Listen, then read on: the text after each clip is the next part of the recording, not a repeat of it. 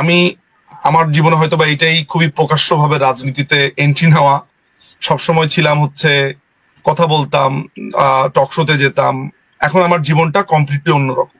আগেও বলেছি, আবারও বলি, আমার বিরুদ্ধে প্রায় 18টা মামলা, গণহত্যা, হত্যা, বিভিন্ন মামলা। ফলে রাজনীতির মধ্যে এসে আমার জীবন পড়েছে কোনো না কোনো ভাবে। এই রাজনীতিতে এসে বা রাজনৈতিক এই জীবনটাতে এসে আমার জীবনের সবচাইতে বড় বিস্ময় হচ্ছে আওয়ামী লীগের তৃণমূল।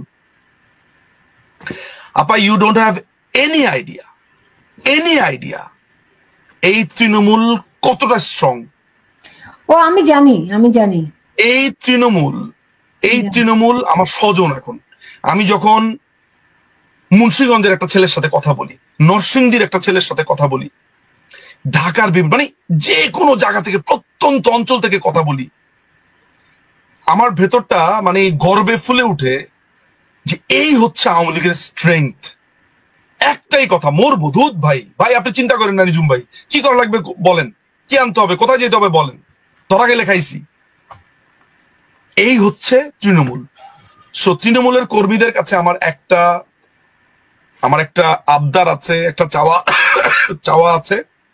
সেটা হচ্ছে, আপনার যদি কোনো অভাব অভিযোগ কিচ্ছু থাকে, কোনো টোকাইয়ের কাছে গিয়ে আপনি এটা বলবেন না বা শেয়ারও করার দরকার নেই। আমাদের নেতৃবৃন্দ আছে, নেতা আছে, যদি কোথাও পৌঁছাতে না পারেন, ধরা যাক আপনার আর কোনো জায়গা নেই পৌঁছানোর, পারলেন না, এই গরিব আমি, দরিদ্র আমি, আমার একটা ফেসবুক আছে, পেজ আছে, আপনি দরকার হলে আপনার অভাব অভিযোগ কষ্টের কথা ওই কষ্ট করে একটু ইমেলে বলে দিবেন, আছে, জায়গা মতো পৌঁছে যাবে। কিন্তু মাথায় রাখবেন, আপনার কষ্ট আমার কষ্ট, আমরা সবাই একই কষ্টের মধ্যে আছি। আপনি আমার স্বজন, আপনি আমার ভাই বোন, আমরা একসাথে এই যুদ্ধ পাড়ি দিব। স্বর্ণ যেরকম পোড়ালে আরো খাঁটি হয়, আমরা এই সংকটে আরো একতাবদ্ধ এবং খাঁটি হচ্ছি। এই তৃণমূলকে ধরে নিয়ে আমি মনে করি এই সংকট আমাদেরকে এখন একসাথে, এক কাতারে, এক জামাতে নিয়ে এসেছে এবং এই সংকট আমরা পাড়ি দিব এই তৃণমূলের হাত ধরে। এবং এই তৃণমূল সামনের সময়, তৃণমূল একটা কথা বারবার বলে, আমরা কি আবার ওই ইগনোর হবো? অনেকেই বলে যে আমাদেরকে ইগনোর করা হবে না। এইবার এক অনন্য আওয়ামী লীগ জন্ম নেবে।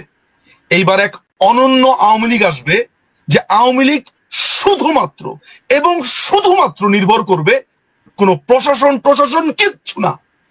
আওয়ামী লীগ শুধুমাত্র নির্ভর করবে 4 নীতি এবং তৃণমূলের উপরে।